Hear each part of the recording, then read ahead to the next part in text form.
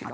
আমাদের গ্রুপের মধ্যে অনেকে ছিল যারা আসলে নামটা দেন নাই পরে আর, কিন্তু তারা আমাদের মধ্যে ঘোরাঘুরি করছিল এবং আমাদের থেকে আমরা কি করছি, আমাদের মুভমেন্ট কি, সবকিছু তারা পাস করছিল এবং আমরা আবার তাদের নামও জানি। এই কথাটাই আমি বাঁধনকে জিজ্ঞেস করতে চাই।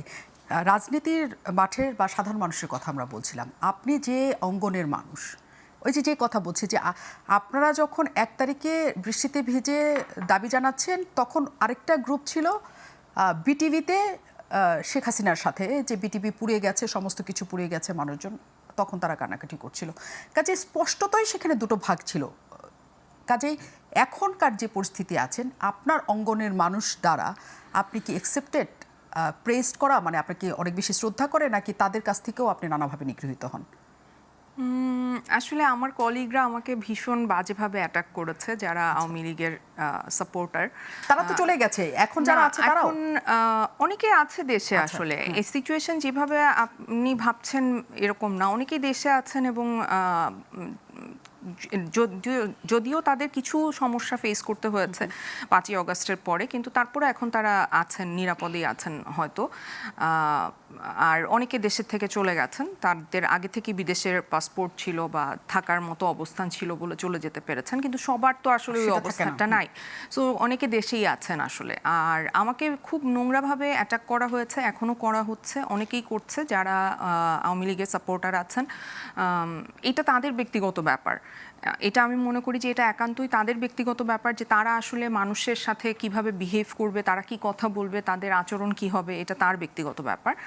আর আমাকে যদি জিজ্ঞেস করেন যে ওই সময়টা আসলে আলো আসবে গ্রুপ বা ওই বিটিভিতে যাওয়ার ব্যাপারটা, আমাকে আসলে তার আগের দিন আমাদের যে প্রোগ্রামটা যে হবে, এটা তো আসলে বিভিন্নভাবে দমন করার চেষ্টা করা হয়েছে। তার মধ্যে একটা ছিল যে বিভিন্ন সংস্থা থেকে আমাদেরকে ফোন করা হচ্ছিল, যে প্রথমে বলা হয়েছে যে প্রোগ্রামটা যাতে না করা হয়, তারপরে বলা হয়েছে যে এটা বেআইনি এবং রাষ্ট্রদ্রোহী। এটা তো আগের দিনই প্ল্যান হলো, ওর মধ্যেই জানাজানি হয়ে যাচ্ছিল। একদম আমরা আসলে 29 তারিখে প্ল্যান করেছি, 30-31 তারিখে আমাদের মিটিং হচ্ছিল, এর মধ্যে জানাজানি হয়ে গেছে। কারণ হচ্ছে আমাদের ভেতরের মানুষরাই আমাদের খবরগুলো পাস করছিল। আমাদের গ্রুপের মধ্যে অনেকে ছিল যারা আসলে নামটা দেন নাই পরে আর, কিন্তু তারা আমাদের মধ্যে ঘোরাঘুরি করছিল এবং আমাদের থেকে আমরা কি করছি, আমাদের মুভমেন্ট কি, সবকিছু তারা পাস করছিল এবং আমরা আবার তাদের নামও জানি। হ্যাঁ, সো তারা এই কাজটা করেছেন ওই সময়। তো ওই সময় যেটা হচ্ছে, বিভিন্ন সংস্থা থেকে তো ফোন আসছিল এবং তখনকার যে সাংস্কৃতিক বিষয়ক মন্ত্রণালয়ের যে মন্ত্রী ছিলেন নাহিদ আপা, উনি আমার বাচ্চার সরাসরি টিচার ছিলেন। সো উনি আমার ব্যক্তিগতভাবে উনি আমার পরিচিত। তো উনি আমাকে আসলে কয়েকবার ফোন করেছেন এবং তারা, আমি জানতে পেরেছি যে তারা রাত 11টায় আসলে ঠিক করেছে যে তারা বিটিভিতে যাবে, বিকজ যাতে আমাদের প্রোগ্রামটা আসলে না হয়, যাতে বেশিরভাগ শিল্পী ওদের প্রোগ্রামে চলে যান। কিন্তু যেটা ফরচুনেটলি আমি বলবো যে আসলে ওই সময় বাংলাদেশের সিচুয়েশন এমন ছিল, বা মিডিয়াতে যারা যারা ছিল, তারা এমন একটা সময়ের ভেতর দিয়ে যাচ্ছিল যে তারা, আমরা জাস্ট এক রাতের মধ্যে বললাম না 1000-এর উপরে মানুষ জয়েন করেছে আমাদের গ্রুপে। তো আমরা যখন বৃষ্টির মধ্যে ওখানে দাঁড়িয়েছি, আমরা ভেবেছি যে কত 20-30 জন বা 40 জন মানুষ হবে খুব বেশি হলে, কিন্তু এরকম 300-400-500 মানুষ হয়ে যাবে, মানে এইটা আমাদের কল্পনাতেও ছিল না।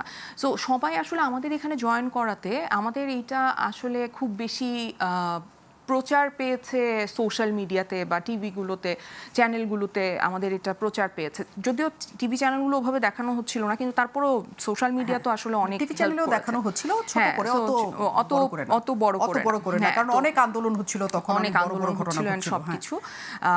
আর এমনিতেও গণমাধ্যম আমার কাছে মনে হয়েছে তখন কিছুটা অন্ধত্ব গ্রহণ করেছিল, কিছুটা প্রেসারেও ছিল। সো যার জন্য ওইভাবে আসলে কেউ জানতে পারে নাই যে কি হচ্ছে, কিন্তু আমাদের মিডিয়ার ভেতরের মানুষরা কিন্তু আসলে ওই দলটাতে, আমাদের গ্রুপটাতেই জয়েন করেছে।